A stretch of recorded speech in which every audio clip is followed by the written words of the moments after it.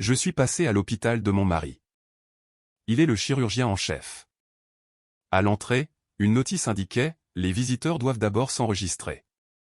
Quand j'ai dit à la réceptionniste que j'étais sa femme, elle a souri et a dit « Ça ne peut pas être vrai. Sa femme vient juste d'être ici. » J'ai souri. Et je l'ai d'abord laissé continuer de parler.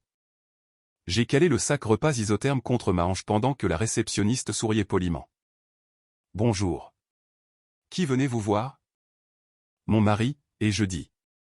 Le docteur Adrien Bennett. Ses doigts se sont arrêtés au-dessus du clavier. Et votre lien avec le patient ? Pardon, le docteur. J'ai ri doucement. Je suis sa femme. Elle a cligné des yeux. Puis elle a souri avec le genre de sympathie que les gens réservent à quelqu'un qui se trompe manifestement. Ça ne peut pas être vrai. J'ai froncé les sourcils. Je suis désolé. La femme du docteur Bennett s'est déjà enregistrée il y a environ 1 heure. Le hall d'entrée autour de nous est soudainement devenu plus silencieux. Même si les gens continuaient de passer par les portes tournantes, un bénévole poussant un fauteuil roulant a ralenti juste assez pour nous jeter un coup d'œil. 2 visiteurs qui attendaient près des ascenseurs ont échangé des regards curieux. La réceptionniste a continué comme si elle m'aidait à éviter l'embarras. Elle vient ici tout le temps. J'ai resserré ma prise sur le sac repas mais j'ai continué à sourire. Vraiment ? Oh, oui. Tout le monde connaît Madame Bennett. Je n'ai pas discuté. Pas encore. Au lieu de cela, je me suis appuyé contre le comptoir et j'ai posé la question qui allait tout changer. Pourriez-vous m'en dire un peu plus sur elle ? Elle a joyeusement commencé à parler. J'étais venu surprendre mon mari avec son déjeuner après des semaines à entendre la même excuse. Chirurgie d'urgence, réunion du conseil d'administration. Je me rattraperai ce week-end. Sauf que les week-ends s'étaient transformés en garde de nuit. Et les gardes de nuit s'étaient transformés en anniversaires annulés, en anniversaires oubliés et en conversations qui duraient moins de 5 minutes avant que son téléphone ne sonne à nouveau. Je n'arrêtais pas de me dire que c'était le prix à payer pour aimer l'un des chirurgiens les plus respectés du pays. Après tout, j'avais vu Adrien construire sa carrière depuis le début. J'étais là quand il n'avait pas les moyens de s'acheter des manuels de médecine. J'ai accepté des missions de journalisme indépendant supplémentaires pour qu'il puisse terminer son internat sans se noyer dans les dettes. Quand j'ai décidé de prendre un long congé du journalisme d'investigation, il a promis que ce ne serait que temporaire. Il a dit qu'une fois que les choses se calmeraient à l'hôpital, nous aurions enfin du temps pour nous à nouveau. Ce jour n'est jamais venu. Alors, j'ai décidé d'arrêter d'attendre. J'ai cuisiné ses pâtes au poulet préférées avant le lever du soleil, j'ai emballé du pain frais et j'ai traversé la ville pour le surprendre. Au lieu de cela, j'ai découvert que selon tout le monde à l'intérieur de son hôpital, quelqu'un d'autre était déjà sa femme. La réceptionniste a baissé la voix d'un air de conspiration. Elle est élégante, blonde, porte généralement des tailleurs bleu marine. Elle est merveilleuse avec les donateurs. Les donateurs ? J'ai souri comme si je faisais simplement la conversation. Alors, elle est souvent ici. Oh, constamment, a répondu la réceptionniste. Les galas de l'hôpital, les dîners de collecte de fonds, les cérémonies de remise de prix. Honnêtement, je ne peux pas en imaginer une sans elle. Les cérémonies de remise de prix. Un étrange souvenir a fait surface. Chaque fois qu'Adrien assistait à l'une d'elles, il insistait sur le fait que les invités n'étaient pas autorisés. C'est strictement professionnel, Rosella. Je l'avais cru. Maintenant, je me demandais si je n'avais tout simplement jamais été invité. J'ai gardé ma voix parfaitement calme.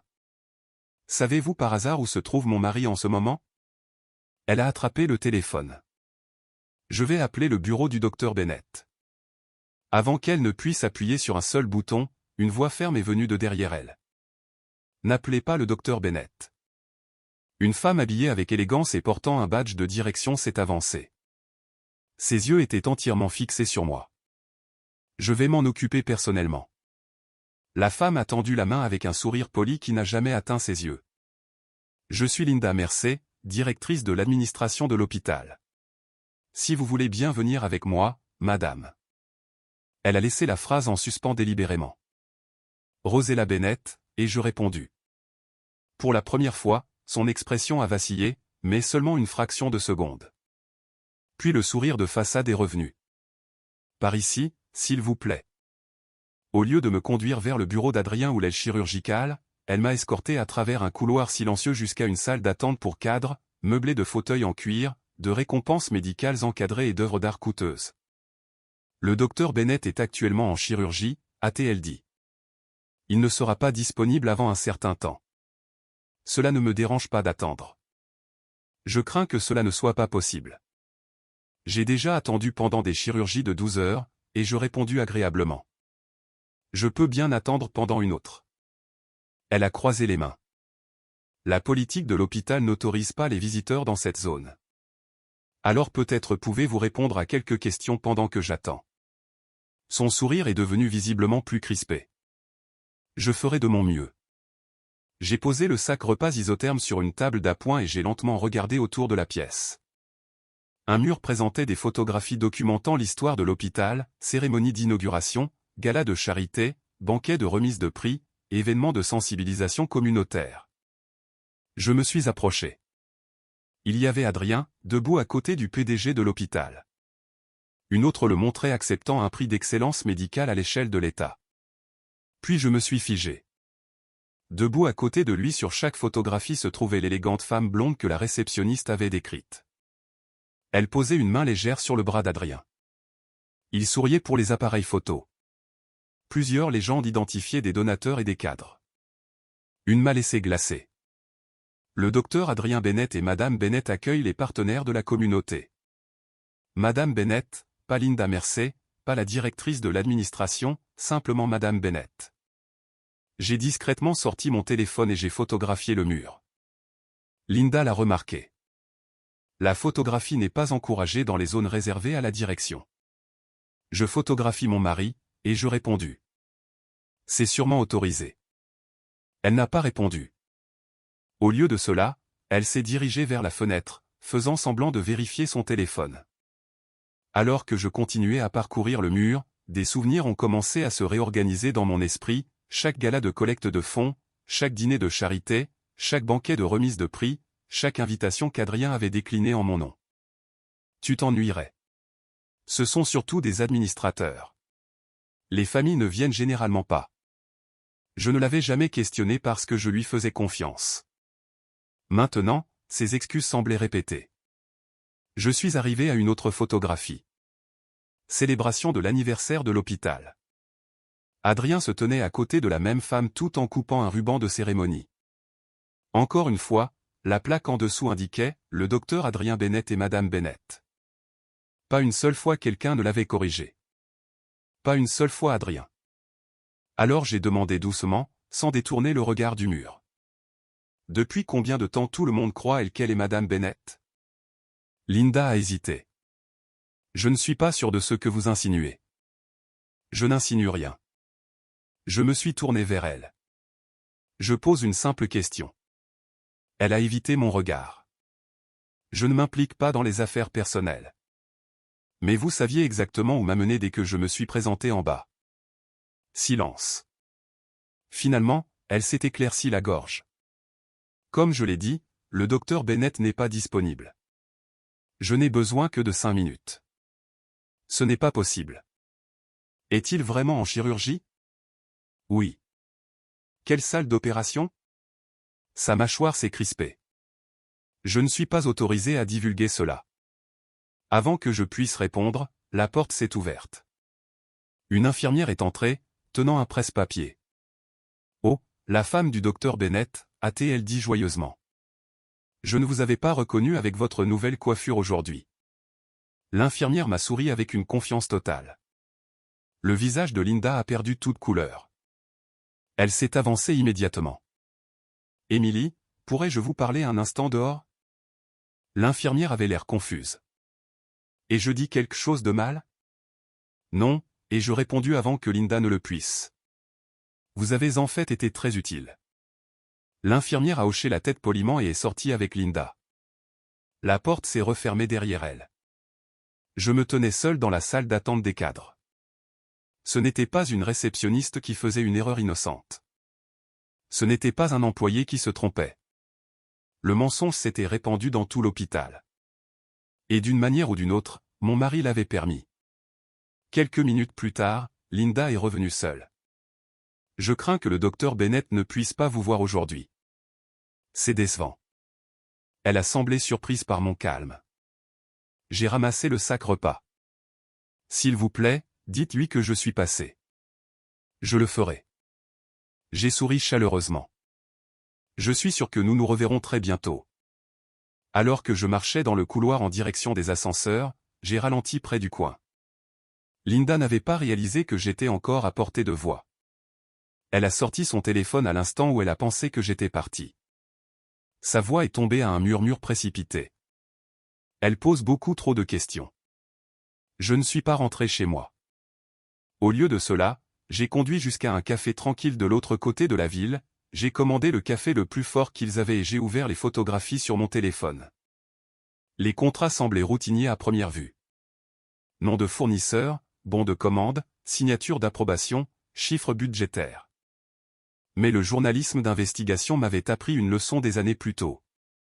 L'histoire n'était généralement pas dans ce que les documents disaient. C'était dans ce qu'ils ne disaient pas. J'ai agrandi la première page. La signature de Linda Mercer apparaissait directement sous celle d'Adrien. Un autre contrat. Les deux mêmes signatures. Un troisième. Encore une fois. J'ai ouvert mon ordinateur portable et j'ai commencé à comparer les noms des fournisseurs avec les registres d'achat publics disponibles. En moins d'une heure, un schéma a émergé. Plusieurs achats d'équipements de plusieurs millions de dollars avaient été attribués au même petit groupe de fournisseurs. Les dossiers d'appel d'offres étaient soit incomplets, soit totalement absents. Ce n'était pas suffisant pour prouver la fraude, mais c'était assez pour justifier de poser des questions plus difficiles. Le lendemain matin, mon téléphone a sonné. Numéro inconnu. J'ai répondu. Madame Bennett? Oui. L'interlocuteur a hésité. Je travaille à l'hôpital. Qui est-ce? Je préférerais ne pas le dire. Sa voix était nerveuse. J'ai entendu que vous étiez au gala de la fondation. J'y étais. Les gens parlent. Ils disent que quelqu'un prétendait être la femme du docteur Bennett. Je ne le prétendais pas. Un long silence a suivi. Finalement, il a chuchoté. J'ai toujours pensé que Linda Mercer était Madame Bennett. Pourquoi? Parce que tout le monde le pensait. Avant de raccrocher, il a ajouté une phrase. Vous devriez vérifier les anciennes brochures de collecte de fonds. La communication a été coupée. À midi, deux autres employés anonymes m'avaient contacté. Aucun ne connaissait l'autre. Aucun ne voulait révéler son nom. Pourtant, tous deux ont raconté des histoires remarquablement similaires. Pendant des années, ils avaient supposé qu'Adrien et Linda étaient mariés. Elle assistait au séminaire de direction. Elle accueillait les nouveaux chefs de service. Elle se tenait à ses côtés lors des réceptions pour les donateurs. Chaque fois que les journalistes couvraient les événements de l'hôpital, elle était présentée comme sa femme. Personne ne le remettait en question car Adrien ne corrigeait jamais personne. Tard cet après-midi-là, un courriel est arrivé d'une adresse temporaire. En pièces jointes se trouvaient des copies numérisées d'invitations à des galas archivés datant de près de 6 ans. J'ai ouvert le fichier le plus ancien. L'orateur principal était répertorié comme étant le docteur Adrien Bennett. L'hôtesse, Madame Adrien Bennett. L'hôtesse était Linda Mercer. J'en ai ouvert un autre. Même formulation. Un autre. Encore et encore. Année après année, la tromperie n'était pas occasionnelle. Elle avait été soigneusement entretenue. J'ai étalé les invitations sur mon bureau à côté des documents d'approvisionnement. Puis j'ai remarqué quelque chose que je n'avais pas vu auparavant. Chaque gala honorant Monsieur et Madame Bennett avait eu lieu quelques semaines après l'approbation finale de contrats d'équipement majeurs. J'ai tracé des lignes sur mon bloc-notes. Gala, approbation de contrat. Gala, approbation de contrat. Dîner de collecte de fonds, approbation de contrat. La chronologie s'emboîtait trop parfaitement pour être ignorée. Il ne s'agissait pas de prétendre avoir le mariage parfait. Quelqu'un avait bénéficié du fait que les gens croyaient que Linda Mercer et Adrien Bennett étaient mari et femme. J'ai contacté un ancien collègue spécialisé dans les enquêtes de conformité en matière de santé.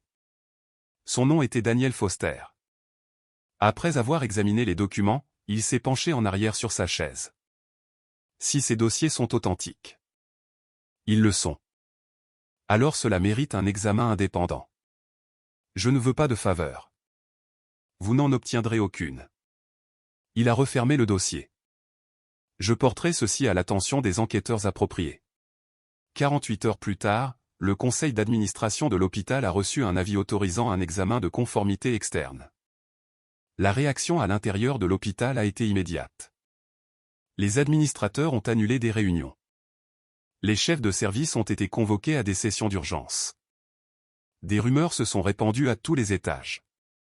Ce soir-là, Adrien m'a appelé pour la première fois depuis le gala. J'ai laissé sonner 2 fois avant de répondre. Rosella. Sa voix semblait épuisée. Nous devons nous voir. J'essaie de le faire depuis que je t'ai apporté ton déjeuner. Ce n'est pas une conversation que nous devrions avoir au téléphone. Quand? Ce soir. Où? Mon bureau. J'ai regardé par la fenêtre pendant un long moment. Tu ne seras pas seul. Que veux-tu dire? Si nous devons parler de ce qui s'est passé, et je répondu calmement, nous le ferons devant les enquêteurs. Il a inspiré brusquement. Rosella, s'il te plaît. Tu m'as déjà assez demandé de te faire confiance. 1 heure plus tard, je suis entré dans son bureau. Adrien se tenait à côté de son bureau, l'air plus vieux qu'une semaine auparavant. Pendant un bref instant, aucun de nous n'a parlé. Finalement, il a dit doucement, « Je peux tout expliquer. » Avant qu'il ne puisse dire un autre mot, on a frappé fermement à la porte du bureau. Elle s'est ouverte immédiatement. 3 enquêteurs sont entrés, accompagnés du conseiller juridique de l'hôpital. L'enquêteur principal a déplié un document officiel. Docteur Adrien Bennett. Il a fait une pause juste assez longue pour qu'Adrien lève les yeux. Nous exécutons une saisie officielle de documents. Veuillez vous éloigner de votre bureau. Adrien n'a pas discuté. Pour la première fois depuis que je le connaissais, l'homme qui avait toujours une réponse s'est simplement éloigné de son bureau. Un enquêteur est resté avec lui pendant que les 2 autres commençaient à photographier les classeurs, les ordinateurs et les étagères remplies de dossiers d'approvisionnement. Le conseiller juridique de l'hôpital a tranquillement fermé la porte du bureau. De l'autre côté du mur de verre, les infirmières et les administrateurs ralentissaient en passant, faisant semblant de ne pas regarder. À l'intérieur, le silence était insupportable. L'enquêteur principal s'est tourné vers Adrien. Nous commencerons par les approbations d'achats impliquant votre bureau. Et mademoiselle Linda Mercer. Adrien m'a jeté un coup d'œil. Ses épaules se sont affaissées. Il savait exactement pourquoi ils étaient là. Au cours des semaines suivantes, les enquêteurs ont reconstitué des années de courriels, de dossiers financiers, de procès-verbaux de réunions, de correspondances avec les donateurs et d'approbation d'achat. Le tableau qui en est ressorti était encore plus troublant que je ne l'avais imaginé. Il n'y avait jamais eu de liaison amoureuse. Cette hypothèse avait été la conclusion la plus facile à tirer pour tout le monde, y compris moi. La vérité était bien plus calculée. Linda Mercer, en tant que directrice de l'administration de l'hôpital, partageait une autorité importante sur l'achat d'équipements et les projets d'investissement financés par les donateurs. La politique de l'hôpital exigeait une divulgation renforcée chaque fois que des décideurs de haut niveau avaient des relations personnelles étroites susceptibles d'influencer les décisions d'achat ou de collecte de fonds. Adrien comprenait autre chose. Il n'était pas marié à une autre administratrice. Il était marié à une journaliste d'investigation. Moi. Toute ma carrière avait été bâtie sur la découverte de malversations financières, de corruption publique et de tromperie institutionnelle. Si des donateurs, des vendeurs ou des régulateurs avaient un jour fait le lien entre mon parcours et le processus d'achat de l'hôpital, des questions auraient suivi presque immédiatement. Des questions qu'Adrien et plusieurs cadres ne pouvaient pas se permettre. Ainsi, au lieu de présenter sa vraie femme lors des événements de l'hôpital, Adrien a fait quelque chose de presque impossible à croire. Il m'a effacé. Linda est devenue Madame Bennett. Elle se tenait à ses côtés pendant les galas. Elle accueillait les principaux donateurs. Elle apparaissait sur les photographies promotionnelles. Elle validait les événements où les cadres la présentaient nonchalamment comme la femme d'Adrien. Personne ne corrigeait le mensonge car le mensonge mettait toutes les personnes impliquées plus à l'aise. Les gens ont cessé de se demander pourquoi la véritable épouse d'Adrien n'était jamais présente. Ils supposaient simplement qu'ils la connaissaient déjà. Cette fausse identité a contribué à normaliser l'implication inhabituellement étroite de Linda dans les discussions sur les achats et les relations avec les donateurs. La tromperie n'était pas conçue pour cacher une liaison. Elle était conçue pour cacher des conflits d'intérêts entourant des décisions d'achat de plusieurs millions de dollars. À mesure que les enquêteurs élargissaient leur examen, les contrats racontaient leur propre histoire. Les exigences en matière d'appel d'offres avaient été contournées à plusieurs reprises. Des fournisseurs privilégiés ont reçu des contrats d'une valeur de millions. Les comités d'approbation se sont appuyés sur des déclarations incomplètes. Plusieurs cadres ont signé des documents sans déclarer des relations que la politique de l'hôpital les obligeait à divulguer. Le conseil d'administration de l'hôpital a suspendu tous les accords d'approvisionnement douteux en attendant un audit complet. En un mois, Adrien a été démis de ses fonctions de chirurgien en chef. Linda Mercer a été licenciée immédiatement. 2 cadres supérieurs ont démissionné avant que les audiences disciplinaires ne puissent commencer. Les régulateurs de l'État ont ouvert des enquêtes formelles sur les pratiques d'approvisionnement, les divulgations financières et les défaillances de gouvernance. Le scandale a dominé les gros titres locaux pendant des semaines. Des journalistes campaient devant l'entrée de l'hôpital où on m'avait dit pour la première fois qu'une autre femme était l'épouse de mon mari. L'ironie ne m'a pas échappé. Le même bâtiment qui avait tranquillement effacé mon identité devait maintenant la reconnaître publiquement. Un après-midi, Adrien a demandé si nous pouvions nous rencontrer une dernière fois. Nous avons choisi un parc tranquille au lieu de bureau d'avocat ou de salle de conférence. Il ne ressemblait en rien au chirurgien confiant qui commandait autrefois les salles d'opération. « Je n'ai jamais voulu te faire de mal », a-t-il dit. J'ai écouté sans l'interrompre. Je pensais que si je te disais tout, il s'est arrêté, cherchant ces mots, tu enquêterais. J'ai hoché la tête. Je l'aurais fait. J'essayais de protéger tout ce que j'avais construit. Je l'ai regardé pendant plusieurs longues secondes. Puis j'ai répondu aussi calmement que j'avais parlé à la réceptionniste quelques jours plus tôt. Non, Adrien. Il a levé les yeux. Tu ne protégeais pas ce que tu avais construit. Tu protégeais ce que tu savais ne pas pouvoir survivre à la vérité. Ses yeux se sont remplis de regrets. Je t'aimais. Je crois que oui. Je me suis levé. Mais quelque part en cours de route, tu as décidé que ta propre femme était la plus grande menace pour tes secrets. Il a baissé la tête. Il n'y avait plus rien à dire. J'ai demandé le divorce la semaine suivante. Ce n'était pas une décision impulsive. Un mariage ne peut pas survivre quand une personne est prête à effacer l'autre par commodité. Des mois plus tard, je suis retourné au journalisme d'investigation. Seulement cette fois, ma première grande série examinait la transparence, l'éthique et la responsabilité dans la direction des soins de santé. L'enquête a attiré l'attention nationale. D'autres hôpitaux ont volontairement révisé leur politique d'approvisionnement. Plusieurs organisations ont adopté des exigences de divulgation plus strictes après la publication de l'article. La série a remporté des prix que je n'attendais pas. Les gens me félicitaient souvent pour avoir exposé l'une des plus grandes défaillances de gouvernance que notre région ait connue. Mais ils supposaient toujours que l'enquête avait commencé avec des documents anonymes ou des sources confidentielles. Je souriais et leur disais la vérité. Tout a commencé parce que j'avais préparé le déjeuner préféré de mon mari. La vie est très différente maintenant. Je n'attends plus les dîners annulés ou les appels téléphoniques sans réponse. Je ne mesure plus ma valeur au titre ou à la réputation de quelqu'un d'autre. L'hôpital a reconstruit ses procédures de surveillance. Des comités d'éthique indépendants examinent désormais les décisions d'achat importantes. Les employés reçoivent une formation obligatoire sur les conflits d'intérêts. L'institution a survécu. Mon mariage, non. Et c'est exactement comme ça que ça aurait dû se terminer. Le jour où je suis entré dans cet hôpital, je pensais que j'étais là pour surprendre mon mari. Au lieu de cela, j'ai découvert le mensonge qui m'avait discrètement remplacé. Partir ne m'a pas coûté mon avenir. Cela m'en a donné un.